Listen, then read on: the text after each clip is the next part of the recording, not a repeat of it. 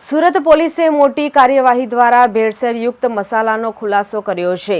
આ કાર્યવાહીમાં એવરેસ્ટ અને મેગી જેવી કંપનીઓના નામે ભેળસેળયુક્ત મસાલો બનાવનાર 5 આરોપીને ઝડપી પાડવામાં આવ્યા છે। પોલીસે આરોપીઓ પાસેથી કુલ ₹24,71,000નો ભેળસેળયુક્ત મસાલાનો જથ્થો જપ્ત કર્યો છે। આ બનાવમાં 4 પેકિંગ કામદારો અને એક માલિક સહિત 5 લોકોની ધરપકડ થઈ છે। ઝડપાયેલા આરોપીઓમાં વિનોદ રાજેન્દ્ર દાસ, કેલુ મુર્મ, વિનોદ પૂના દાસ, સુરેન્દ્રકુમાર દાસ અને માલિક સુનિલ સોનીનો સમાવેશ થાય છે। ચારે પૈકી કામદારો છેલ્લા 1 મહિનાથી આ કામમાં સામેલ હતા, જ્યારે મુખ્ય આરોપીઓમાં સુનિલ સોની અને કારખાનાના માલિક અનિલ ગોહિલના નામ સામે આવ્યા છે। અનિલ ગોહિલ હાલ વોન્ટેડ જાહેર કરાયો છે, જેની શોધખોળ ચાલુ છે। આ કારખાનું છેલ્લા 6 મહિનાથી ચાલી રહ્યું હતું। પોલીસે તમામ આરોપીઓની ધરપકડ કરી હતી અને આગળની કાર્યવાહી હાથ ધરી છે। તારીખ 26 જુલાઈના સાંજના સમયે અમારી ઝોન 2 એલસીબીના જે 2 એએસઆઈ છે, પ્રદીપ જગદંબા પ્રસાદ અને નરેશ હોશિયારસિંહ, એ લોકોને એમના ખાનગી બાતમીદાર મારફતે માહિતી મળી હતી કે દક્ષેશ્વર 3 રસ્તા નજીક ચામુંડા ઇન્ડસ્ટ્રીયલ એસ્ટેટની અંદર ડુપ્લિકેટ મસાલા બનાવતી એક ફેક્ટરી કાર્યરત છે। તાત્કાલિક આ બાબતનું વેરિફિકેશન કરવામાં આવ્યું અને આ બાબતમાં હકીકત જણાઈ આવતા ઉધના પીઆઈ અને એમની જે ડી સ્ટાફની ટીમ છે એમનો સંપર્ક કરવામાં આવ્યો। એમને આ બાબતે રેડ કરવા સમજ કરવામાં આવી અને આ જે ડુપ્લિકેટ મસાલા જે છે એ એવરેસ્ટ કંપનીના બનાવવામાં આવી રહ્યા હતા। એટલે એવરેસ્ટ કંપનીના જે સુરત ડિવિઝનના એરિયા સેલ્સ ઓથોરાઇઝ મેનેજર છે એમનો સંપર્ક કરવામાં આવ્યો।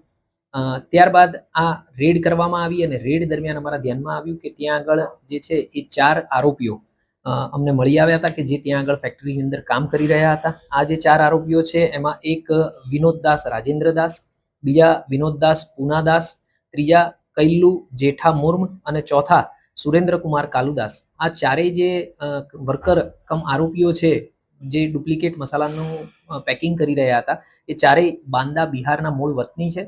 અગાઉ જે આ ફેક્ટરીની અંદર કામ કરી રહ્યા હતા એ જ વર્કરો મારફતે આ લોકો આવી ગયા હતા। લગભગ 1 થી 2 માસ પહેલા જે લોકો અહીંયા આગળ આવ્યા છે। જૂના જે આરોપીઓ છે એ તમામ આરોપીઓ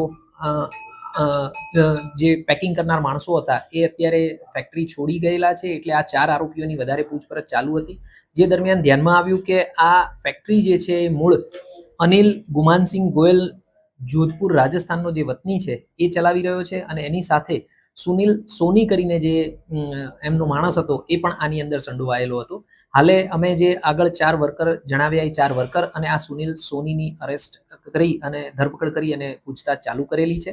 અને આ જે અમારી રેડ થઈ એ દરમિયાન લગભગ 25 લાખ જેટલો મુદ્દામાલ અમે કબજે કરેલો છે, જેની અંદર 3 ડુપ્લિકેટ મસાલાનું પેકિંગ કરતા મશીન, એક કમ્પ્રેસર મશીન, વજન કાંટો, નકલી મસાલા વગેરે કબજે કરેલું છે।